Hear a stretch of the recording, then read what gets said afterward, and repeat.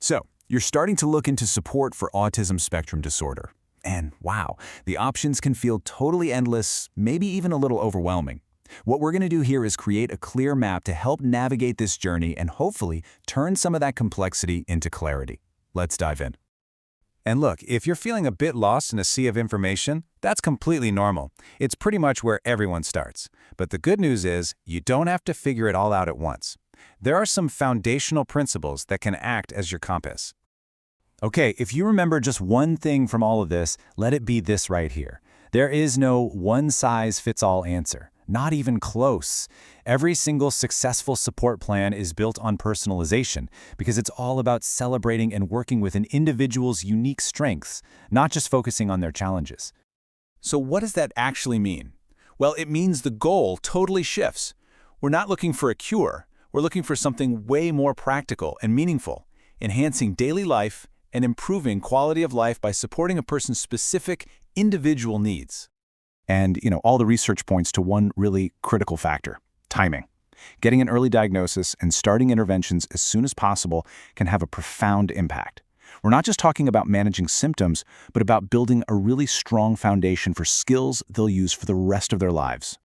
Okay, so to get our heads around all the options out there, it really helps to group them into a few main categories. Think of it like creating a mental map of the whole therapeutic landscape. Let's take a look at the two big ones. All right, first up on our map, behavioral approaches. The best way to think about this is like you're a detective. The whole idea is to understand the why behind a behavior by looking at what happens right before it and right after it. This helps therapists encourage positive actions and reduce the ones that are more challenging. And the big one you've probably heard of in this category is ABA, or Applied Behavior Analysis. It's a pretty structured approach that uses principles like positive reinforcement to help build a huge range of skills, everything from social communication to daily self-care routines. Okay, so that was the detective. The second main path is what we call developmental approaches. And if the first one is about being a detective, this is more like being a gardener. The focus isn't so much on specific behaviors, but on nurturing those core developmental skills, meeting a child exactly where they are and helping them grow from there. A really fantastic example of this is something called DIR floor time. It's all about building those deep emotional connections through something every kid loves: play. It's amazing because it empowers parents and caregivers to be a direct part of the whole therapeutic process. All right, so we've got our two main roads on the map. Now, let's open up the toolbox and look at some of the specific therapies you're probably going to come across on your journey. Hearing it from a parent just brings this all to life, doesn't it? Suddenly, ABA isn't just some clinical term. It's a real, practical tool for improving social skills and communication, and it's all driven by positive, meaningful reinforcement. This chart does a great job of breaking down how these key therapies work together. And that's the key word: together. They're not competing with each other, they're like different players on the same team. ABA might focus on the how of a behavior, speech therapy gives the words to communicate, whether spoken or through pictures, and occupational therapy helps build independence in the doing of everyday life. And hey, the toolkit doesn't stop there. It gets really broad and creative.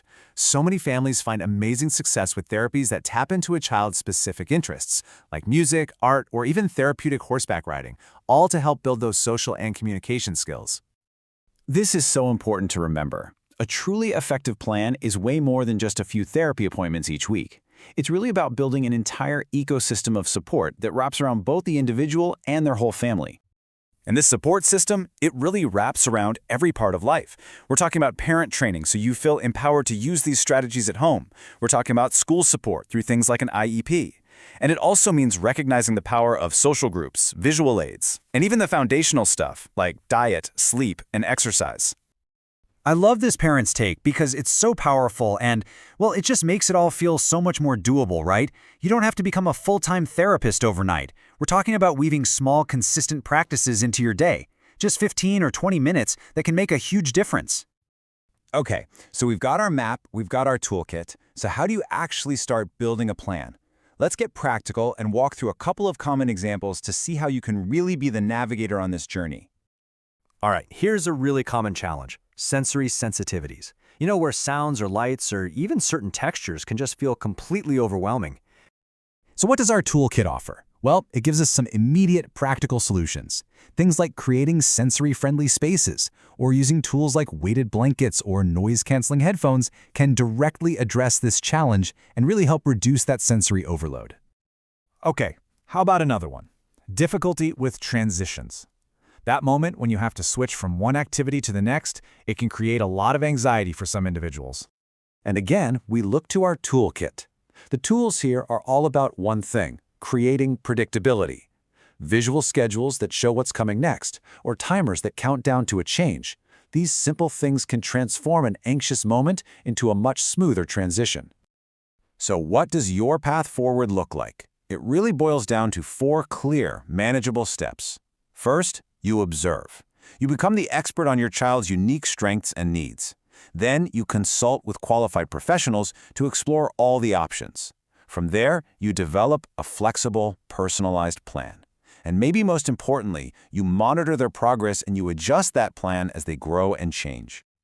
And one last thing, and this is really important to remember. This whole field is always evolving. New research and new approaches are popping up all the time. Staying connected with your team of professionals is the best way to make sure you always have access to the most current information. So we've laid out the map and we've handed you a compass. But the journey itself, that is 100% yours. It's going to be built around your child's strengths, your family's values, and your own unique goals. The only real question left is, what's the very first step on your journey?